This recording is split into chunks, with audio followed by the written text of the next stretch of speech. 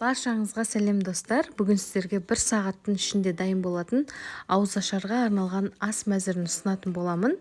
Міндетті түрде видеоны соңына дейін көріңіздер. Ең алдымен палау дайындаймын. Осы әдіспен дайындаймын әрдайым. Сонда күріштеріңіз шашылып әдемі пісетін болады. Етімізді қуырып аламыз. Оған тұз, қара бұрышты қосып, араластырып, кішкене бұқтырып қоямыз.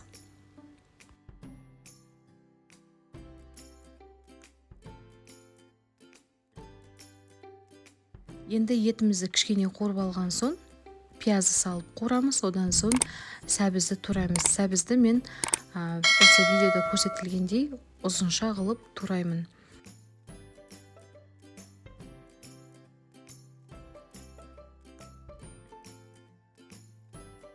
Күрішті 4-5 рет жуып аламыз да 20 минутқа мұздай суға осылай қоя тұрамыз. Оға дейін сәбізімізді қуырып аламыз. Енді суды құямыз. 3 кесе күрішке 4 кесе суды құямыз.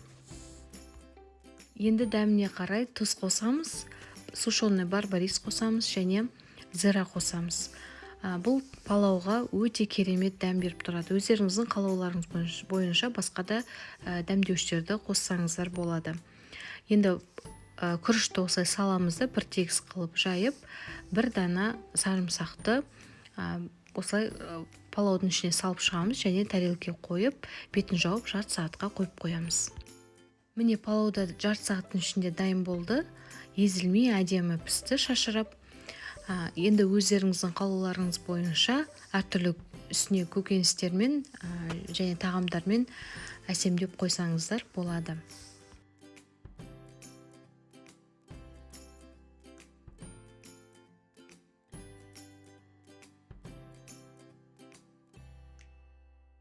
Енді өте оңай және тез дайындалатын жент дайындаймыз. Талқанға сары май, қант және сгущенное молоконы қосып, жақсылап араластырып, қолдарыңызбен немесе басқа да бір формаларды қолдансаңыздар болады. Жентті дайындаймыз. Және де өздеріңіздің қалауларыңыз бойынша шоколад немесе кокос ұнтағымен аунатып дайындасаңыздар да болады. Одан соң дайын болған соң мұздатқышқа жарты сағатқа қойып аламыз. Палау піскенше.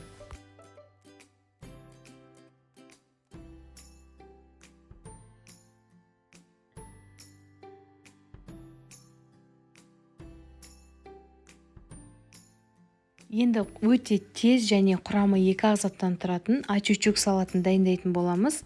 Пияз бен қызанақты өте жіңішке қылып турап, тұз бен қара бұрышты қосып, барлығын жақсылап араластырамыз, сонымен салатымыз дайын. Бұл салат палаумен өте дәмді болады.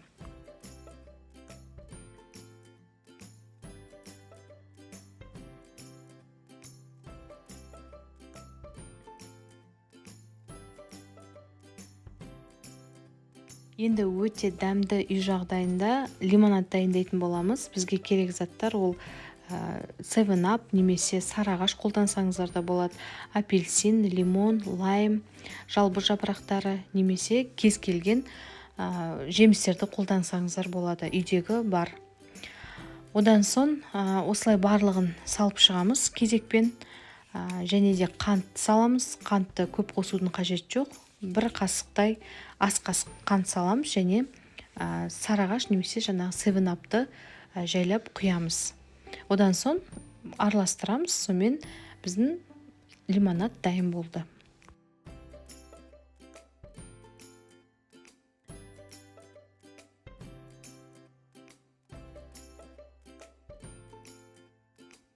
Ауызашарға 1 сағатта дайын болатын ас мәзірін жасап көрсеттім. Жент, ачучук салаты, палау және де лимонад жасадым. Міндетті түрде сіздер де осылай жасаңыздар. Және де видеоны соңына дейін көргендеріңізге барлықтарыңызға көп рахмет. Барлықтарыңызға оразаларыңыз қабыл болсын.